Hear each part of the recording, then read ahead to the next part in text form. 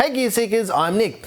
It's Thursday night and you know what better time to start building a PC on a Thursday night before I've got to go to Melbourne tomorrow morning. Now there's a good reason for this. Now a good friend of mine is having a bachelor party. Let's call it a bachelor party, but we call it a bucks party here or a stag party. Depends where you are in the world, whatever. But it's not going to be the traditional bachelor party. It's a whole weekend where he's having a LAN party. So he said, hey dude, like you're a computer guy, you know about computers, why don't you bring a gaming PC for yourself? Because we're all bringing our gaming PCs as well. And I decided I didn't want to lug a huge gaming PC over to his house because he lives quite far away, and it just seemed like it was going to be kind of annoying to lug a huge gaming PC over. So you might remember the Cougar QBX build that we did a little while ago, and this build was used, well it is still used, for doing like keyboard reviews and monitor reviews and that kind of stuff on the channel because it's quite compact and we have it here in the studio to help us with just having a computer to use when we need something to use that's ultra portable. And I decided, well, I was gonna build in the Lian Li T150 again and do a whole build video, but it's like I mentioned, it's Thursday night and I gotta go interstate tomorrow morning for one night. I just don't have time to build a whole new computer. So I thought to myself, let's do a couple upgrades on the QBX and we'll do this vloggy style thing and we'll take you guys along for the ride. So in this video, I'm gonna upgrade our QBX for the LAN party, and I may or may not leave it this way after, but yeah, let's get into it and do some upgrades.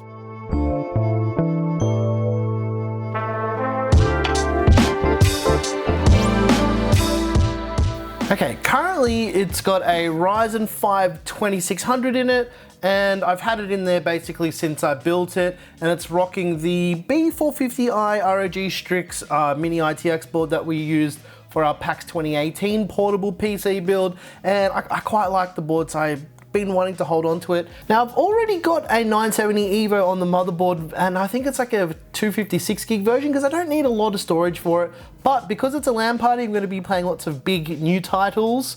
I need some storage. So Samsung sent over a 2 terabyte 970 Evo Plus for us to use, so I'm going to use it for this build. Obviously we're going to feature this in other builds on the channel, but I was like, hey, this is like the largest M.2 that I've got available right now, so let's go ahead and use it. Not only that, we're going to pull out the team group memory that we've got. I think it's only a 3000 megahertz kit, and we're going to put in some of the new Thermaltake Tough RAM. This is a 3600 megahertz kit, and yeah, you know what Ryzen's like, and he likes fast memory. And with that said, the 2600's coming out, and I'm gonna put in our 3800X because why the heck not?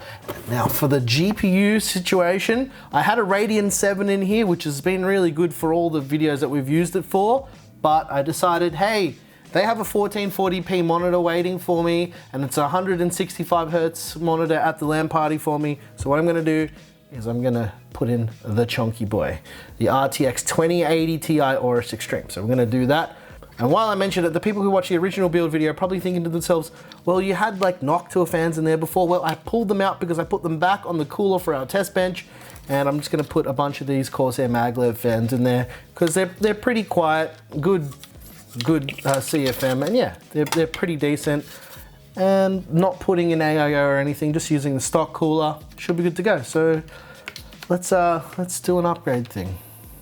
Alrighty, the first thing I'm going to do here is I'm going to take the RAM out, just so the CPU cooler is a little bit easier to access. I'm just going to pop out this RAM and we're going to pull the CPU cooler off. Now here's a tip I'm going to give you guys if you're removing coolers from a Ryzen CPU, and I've seen a lot of people talk about this in the comment section and on Discord where they've actually damaged their CPU. I'm going to show you a little trick. So obviously you want to loosen the cooler off and just give it a little bit of a wiggle, like so, to loosen up the thermal paste. That's it, nice and easy. You don't have to have the CPU come out with the cooler. A lot of people have that problem, but yeah, it's a very, very simple fix to not have your CPU come out and potentially bend pins when pulling off the cooler. Now this is kind of like a reverse build guide, but not really. So yeah, just gonna clean off the thermal paste that I had on the CPU from before. That's really, really dirty. I'm gonna Might get one more of these pads just quickly. Another great tip for cleaning CPUs is using some isopropyl alcohol. And these are like little makeup removal pad things, and they work really, really well, and I use them because they're super cheap. They're about $1 for 80, so yeah. Very good little investment if you're building or you're wanting to get something to clean your CPU off. So yeah, let's pull out that 2600 and drop the new CPU into the socket. Like I mentioned, we're replacing the CPU that we had in here, we're replacing that 2600 with the 3800X. I've had quite a lot of success with this CPU. It's been pretty good.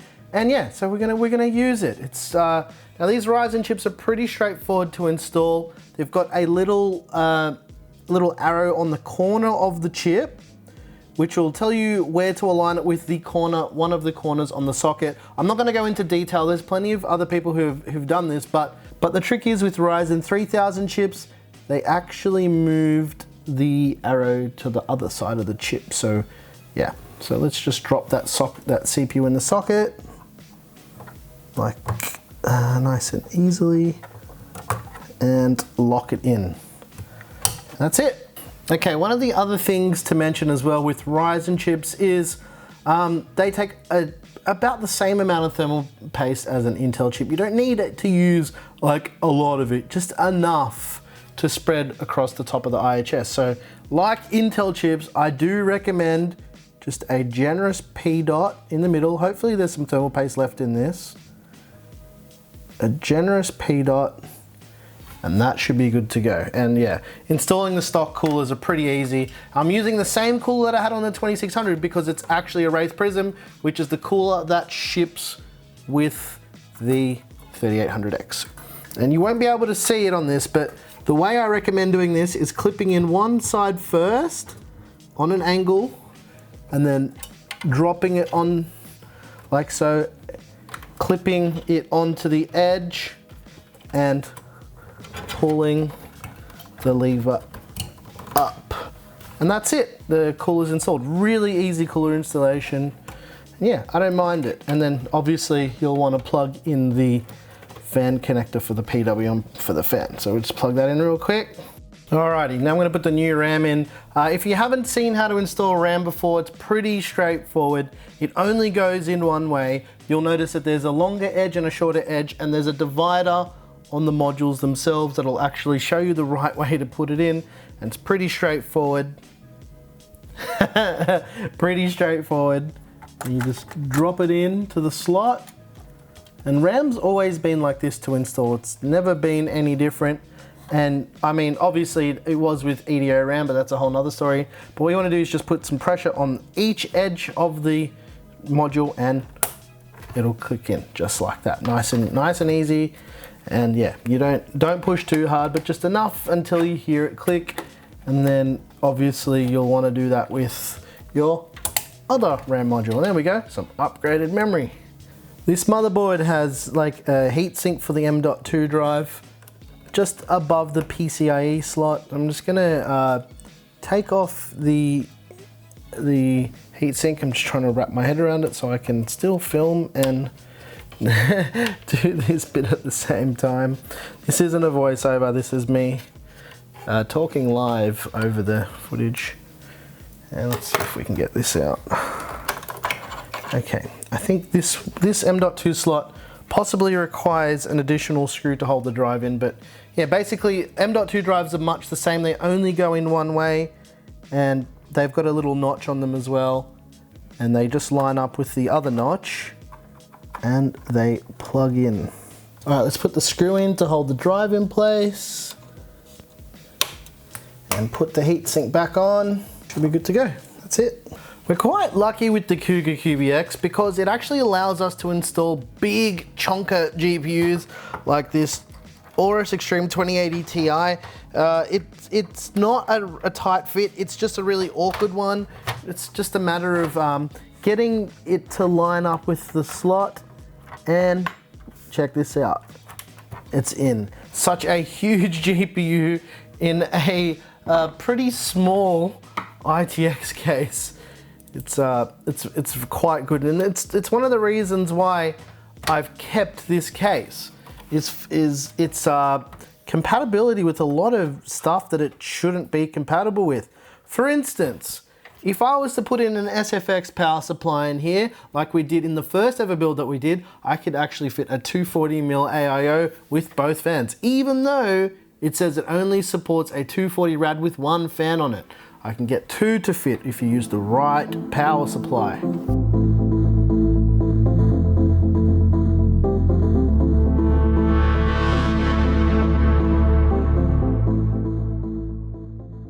Last but not least, I'm changing the fans. I already pulled the Noctua fans we had out in here before.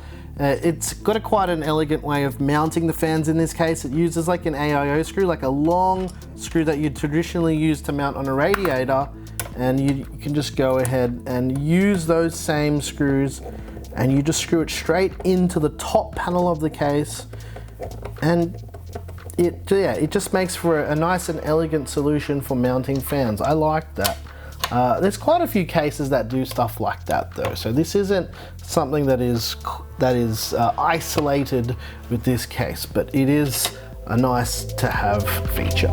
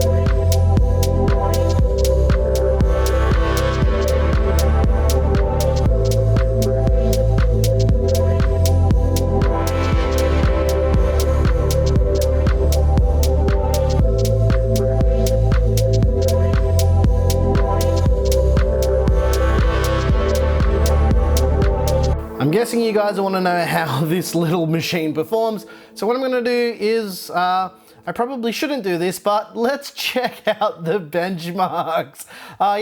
This is our regular 3 benchmarks that we do for every single build on the channel. Basically, so you can go to any of those other videos and compare to see how this system stacked up against basically all the other 110 builds that we've done on the channel. So yeah, let's check out the numbers.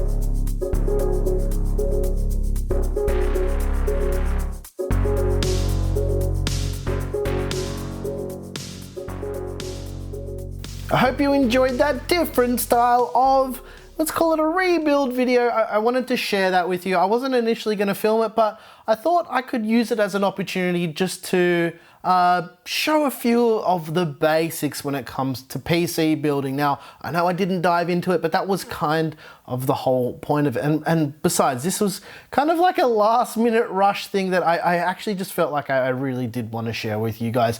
Now, I'll put a PC part pick list in the description if you're interested in any of the parts.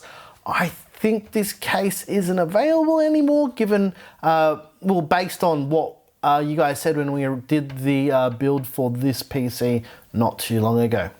If you like this video, please like and subscribe. If you didn't like this video, you know what to do, and tell us what you hated about it. Once again, thank you so very much for watching. I'm your boy Nick with Gear Seekers. You peek, we seek, and it's time to go and go to Melbourne. But after that, I'm gonna go play games the whole weekend. So yeah, catch you guys later.